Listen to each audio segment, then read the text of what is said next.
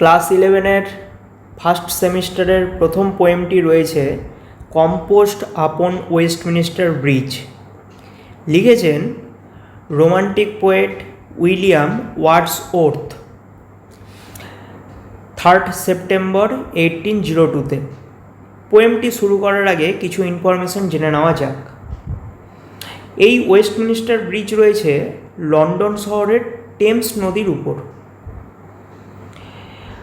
কবি যখন তার বোন ডোরোথি ওয়ার্ডসওর্থকে নিয়ে লন্ডন থেকে ফ্রান্সের কেলে শহরে যাচ্ছিলেন, তখন ছিল ডন অর্থাৎ উষাকাল, সূর্য ওঠার সময়।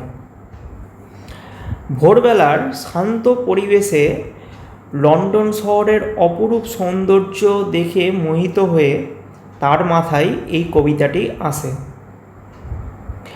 বর্তমানে আলোচ্য পাঠ্যাংশে এই কবিতাটি সংগ্রহ যেখান থেকে করা হয়েছে সেটা হলো তারই বোন ডোরোথি ওয়ার্ডসওর্থের একটা ডায়েরি, যেটার নাম হচ্ছে গ্রাসমেয়ার জার্নাল।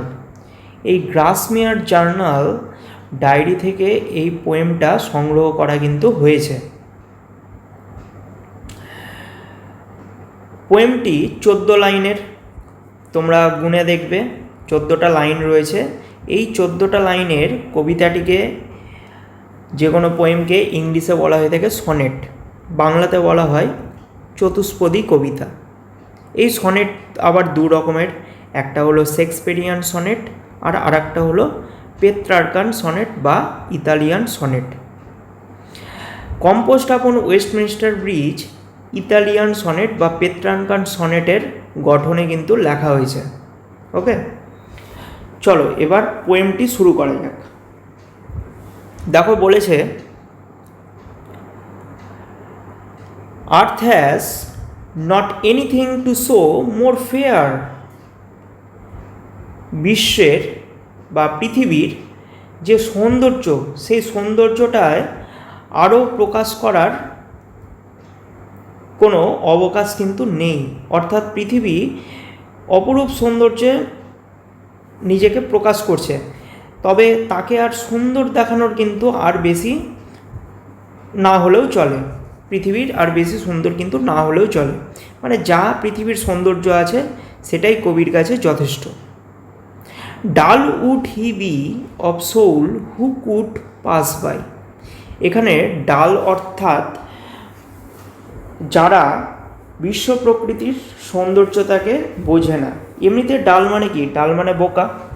অর্থাৎ এখানে কবি বলতে চেয়েছেন যে যে বিশ্ব প্রকৃতির সৌন্দর্যকে বোঝেই না, তার আত্মা অর্থাৎ সোল পৃথিবীর সৌন্দর্য তাকে দেখেও পাশ কাটিয়ে চলে যাবে। অর্থাৎ সে পৃথিবীর সৌন্দর্যকে উপলব্ধিই করতে পারবে না, সে এতটাই বোকা। A sight so touching in its majesty. Majesty হচ্ছে গ্রেটনেস বা মহানতা। পৃথিবীর যে সৌন্দর্য, সেই সৌন্দর্যটা কিন্তু তার যে সৌন্দর্যের যে মহানতা, সেই সৌন্দর্যের মহানতা কি করবে? যে বোঝে ব্যাপারটা তাকে কিন্তু তার হৃদয়কে কিন্তু টাচ করবে, স্পর্শ করবে, মনকে স্পর্শ করবে। This city now doth. এখানে ডথটা কি? ডথটা হচ্ছে ওল্ড ফর্ম অফ ডাস। ডাসের ওল্ড ফর্ম হলো doth. This city now doth like a garment wear the beauty of the morning silent wear. City বলতে কি বোঝানো হয়েছে? সিটি হচ্ছে এখানে লন্ডন শহরের কথা কিন্তু বলা হয়েছে। লন্ডন শহরটা যেন মনে হচ্ছে একটা গার্মেন্ট বা অর্থাৎ পোশাক পরিধান করে রয়েছে। কিসের পোশাক? বলে দিচ্ছে পরের লাইনে, the beauty of the morning. সকালের সৌন্দর্য, সকালের সুন্দরতার পোশাক, যেটা সাইলেন্ট নীরব, ওয়্যার ফাঁকা, এইরকম টাইপের একটা পোশাক। অর্থাৎ সকালের যে অপরূপ সৌন্দর্য, তোমরা যদি সকালবেলা উঠো তাহলে কিন্তু প্রকৃতির একটা শান্ত, মনোরম, সুন্দর, নির্মল পরিবেশ কিন্তু তুমি উপলব্ধি করতে পারবে। তো যেন মনে হবে যে কোনো গ্রাম হোক বা শহর হোক, ওই টাইমটা মনে হবে কবির মতন কিন্তু তুমি উপলব্ধি করতে পারবে, যেন শহরের বাতাস নির্মল পুরোপুরিভাবে কিছু একটা পরিধান করে রয়েছে। তারপরে বলেছে ships, towers, domes, theatre and temples lie. Ships অর্থাৎ জাহাজ, টাওয়ার্স মিনার, ডোমস গম্বুজ, থিয়েটার নাট্যশালা এবং টেম্পলস হচ্ছে মন্দির।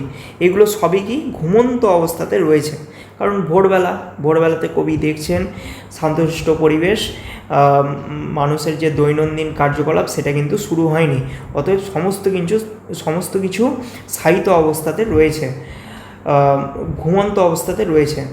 এবার একটা ইনফরমেশান এখানে জানিয়ে রাখি, যে টাওয়ার্সটা এখানে বলা হয়েছে, সেই টাওয়ার্সটা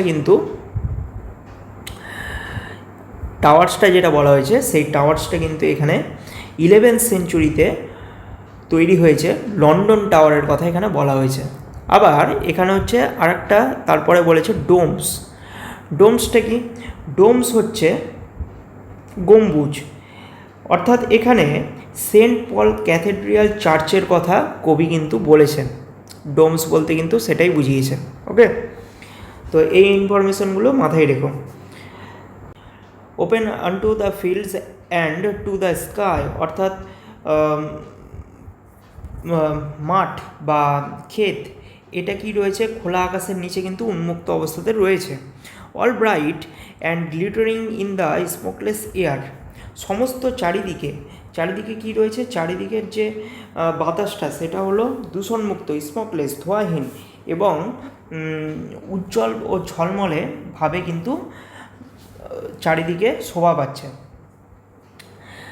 never did sun more beautifully steep শব্দের অর্থ হলো এখানে ভেজানো, অর্থাৎ ওয়েট।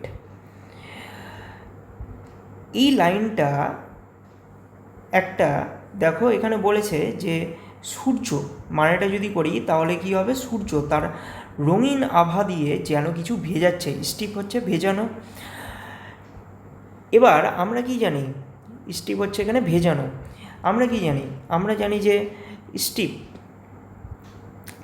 অর্থাৎ সূর্য যে কোনো জিনিস ভেজাতে কিন্তু পারে না। তাহলে কি করে? তাহলে কিন্তু এই লাইনটা ইংলিশে বলা হয় এটাকে হাইপারবোল, যা অতিরঞ্জিত বাংলাতে বলা হয়।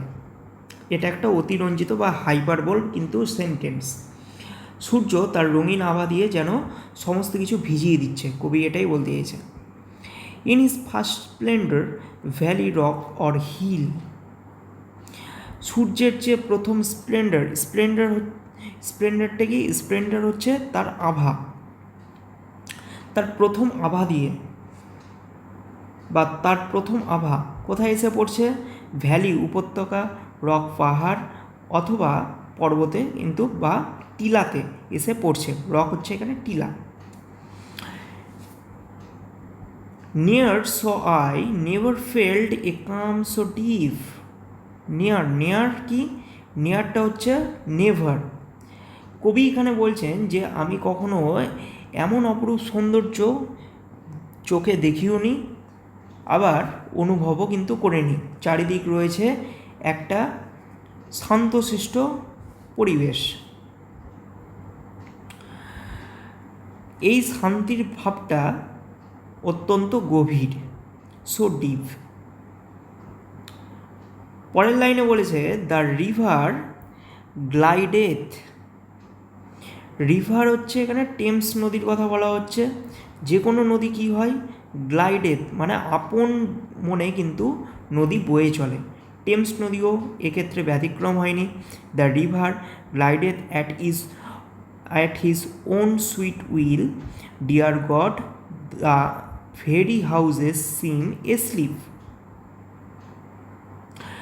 নদী তার মধুর সুর নিয়ে আপন বেগে বয়ে চলছে। এখানে একটা জিনিস তোমরা খেয়াল করেছো, কবি রিভারকে কিন্তু হিজ বলে সম্বোধন করছে, অর্থাৎ পার্সনিফিকেশন কিন্তু এখানে কবি ইউজ করেছে। পুরুষ জ্ঞানে কিন্তু কবি তার কবিতার মধ্যে প্রকাশ ঘটিয়েছেন। লাস্ট দুটো লাইনে কবি আক্ষেপ প্রকাশ করেছেন, একটু পরে যাক। Dear God, the very houses seem asleep and all that mighty heart is lying still. Mighty heart বলতে এখানে লন্ডন শহরকে বোঝানো হচ্ছে।